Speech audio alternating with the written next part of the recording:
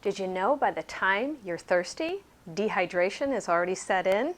Stay tuned, we're going to talk about hydration in the summertime.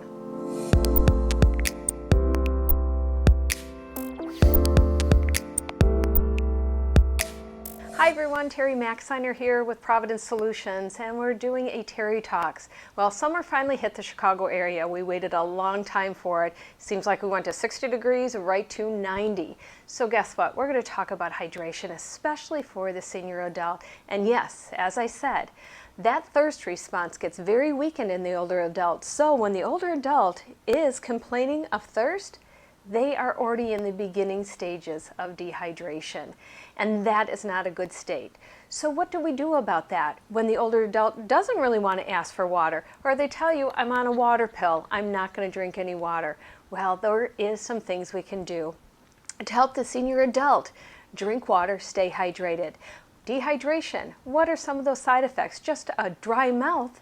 There's way more to that. Dizziness, high fall risk, confusion, constipation. So there are many things in our body that can be affected. High pulse rate when we're dehydrated. So dehydration can happen so fast in the winter months. So what can we do to help hydration help us stay more healthier, especially for the older adult who doesn't feel thirsty? Well, let's kind of talk about that. So drinking water, let's say how much? How much should the average woman drink? Well, they say up to 8 cups per day is a good amount to start with. Adult men, what should they drink? About 11 cups of water. Now, water should be your first choice. Try to stay away from the sugary beverages because, again, they're just adding more sugar and not the hydration that we need. But yes, from tea and coffee, you're getting hydration, especially the decaffeinated coffees. So what does that look like for a typical day?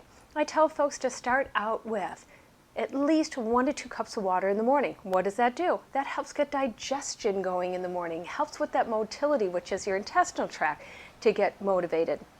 Next time, really to think about water is a cup before you eat. Sometimes it's not hunger pains you're feeling, you're thirsty.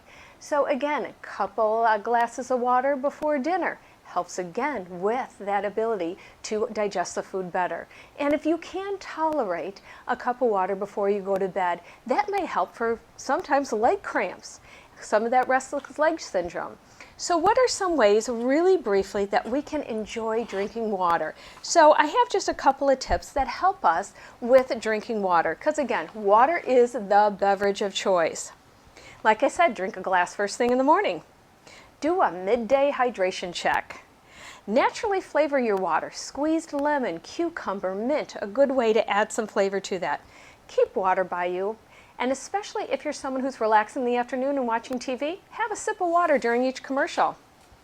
Get more fruits and vegetables, another way to get hydration in. Watermelon, cantaloupe, our melons are very high in water.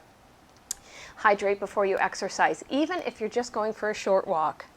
And finish your day with a cup of water. So again, just wanted to remind everyone how important it is about hydration, especially in the summer months when our temperatures are higher. And again, like I said at the beginning, if you're thirsty, you're already starting the signs and symptoms of dehydration. Thanks for joining us on Terri Talks. You can reach us anytime, 708-342-8090. Very vibrant website with many blogs, especially on this subject as well, www.providencelifesolutions.com. Thank you.